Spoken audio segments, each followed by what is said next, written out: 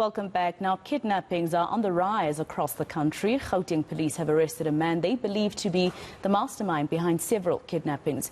The police are reassuring the nation that changes in leadership will not jeopardize investigations.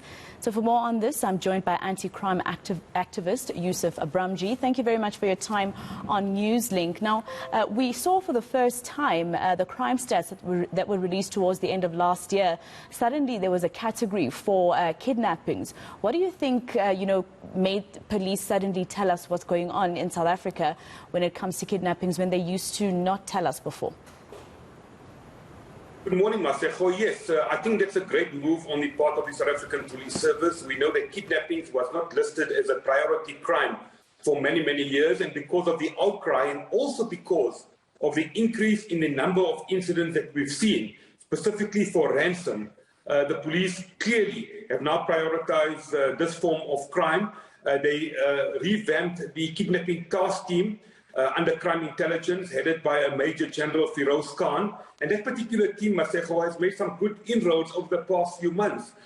We know from the crime statistics last year, the quarterly ones, that the crime, specifically kidnappings, have gone up substantially. We are talking of hundreds and hundreds of cases each and every quarter.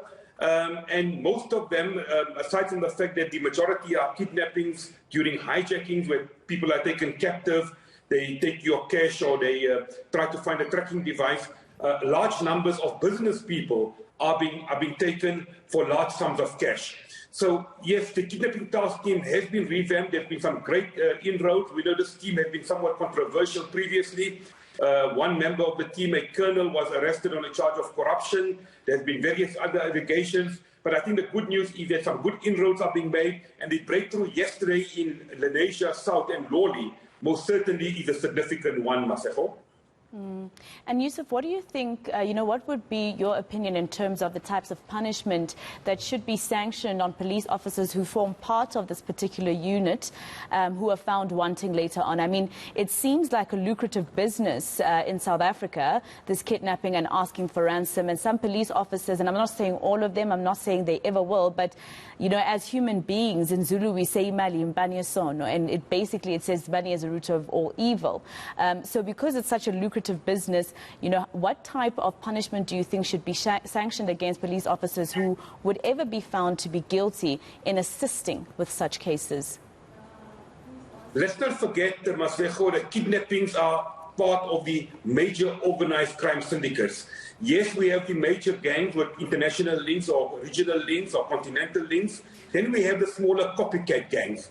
There have been allegations for a long period of time that corrupt or rogue men and women in blue are involved, whether they're metro cops, whether they're members of the SAPS. And just recently, I heard another allegation that police are now looking at alleged rogue cops involved in one or two of the recent incidents. Now, we know the law must come down hard. The law must come down especially hard on police officials also, or metro cops who abuse their powers. These people are put there into office as a matter of trust, and for them to use state resources, even firearms and other resources like vehicles to commit these crimes is real sad. The courts must come down hard, but also the courts need to come down very hard on kidnappings and other crimes generally. We know that a lot of these suspects, Masejo, go to court, they get bail, only to come out to commit more of these crimes.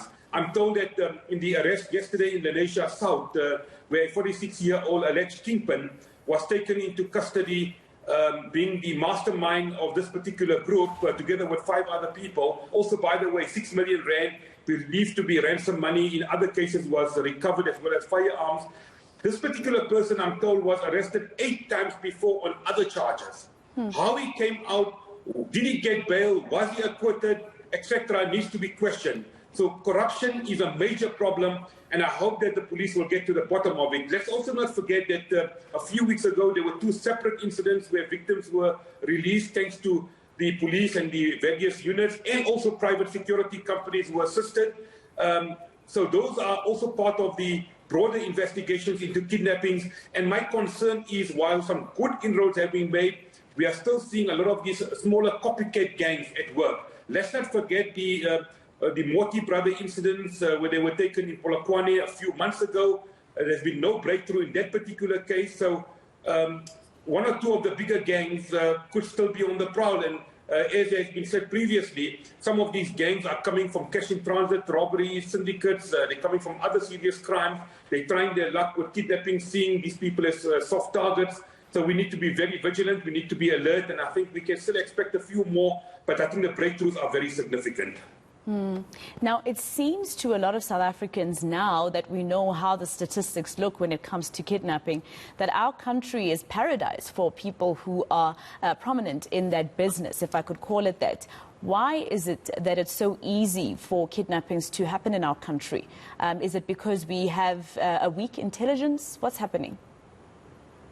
Well, I think it's a combination of problems. There isn't one answer to it, Masego. Let's not forget these crime syndicates are very organized. They come highly skilled. They come with heavy firepower. They've come with masterminds. They've come with technology. They try to beat the system.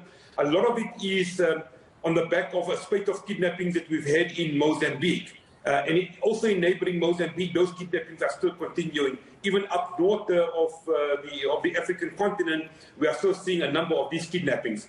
I'm of the view, and I've said it before, that a lot of these kidnappings in South Africa are simply opportunistic ones.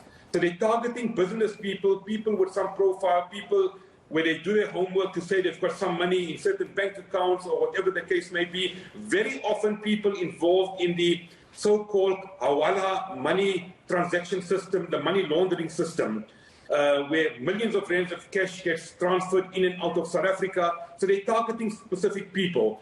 And also we know that a lot of the business people, out of fear, are now taking extra security precautions, getting armored vehicles, getting security guards, and that will maybe be a deterrent.